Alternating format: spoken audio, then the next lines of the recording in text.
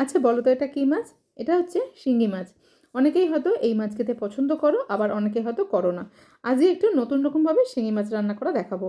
অনেকেই এই মাছের ঝোল খেতে পছন্দ করো। আজকে একটু ঝাল ঝাল করে বেশ রসিয়ে কষিয়ে মাছটাকে রান্না করবো। এখন একটা বাটা মশলা বানিয়ে নেবো। তার জন্য মাঝের সাইজে একটা পেঁয়াজের অর্ধেক পেঁয়াজ দিয়েছি, 3টে দিয়েছি রসুনের কোয়া, 2টো দিয়েছি কাঁচা লঙ্কা, তার সঙ্গে 1 চামচ দিয়েছি হলুদের গুঁড়ো, 1 চামচ দিয়েছি জিরের গুঁড়ো আর একটা অর্ধেক টমেটোকে বেটে নিয়েছি। এখন মাংস যেভাবে ম্যারিনেট করে সেভাবে মাছটাকে ম্যারিনেট করে নেবো। বাটা মশলাটার সঙ্গে দিয়ে দিয়েছি আধখানা টমেটোকে হাত দিয়ে চটকে, বেশ কিছুটা দিয়েছি সর্ষের তেল, 8 চামচ দিয়েছি গরম মশলা, 8 চামচ দিচ্ছি গোলমরিচের গুঁড়ো আর 8 চামচ দিয়েছি লাল লঙ্কার গুঁড়ো। চাইলে ঝালের পরিমাণটা তোমরা বাড়িয়েও নিতে পারো।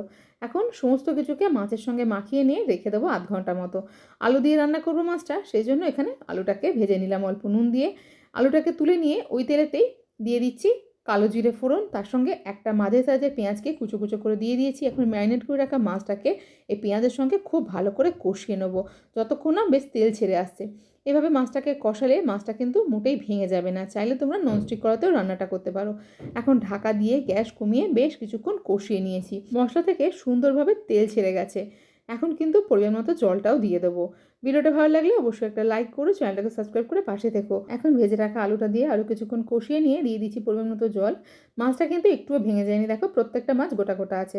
লাস্টে ধনেপাতা দিয়ে নামিয়ে নিয়েছি। যারা জিওল মাছ খেতে খুব একটা পছন্দ করো না তারা এইভাবে বানিয়ে দেখতে পারো, আশা করছি তাদেরও ভালো লাগবে। তবে ভিডিওটা ভালো লাগলে লাইক কমেন্ট শেয়ার করতে ভুলো না।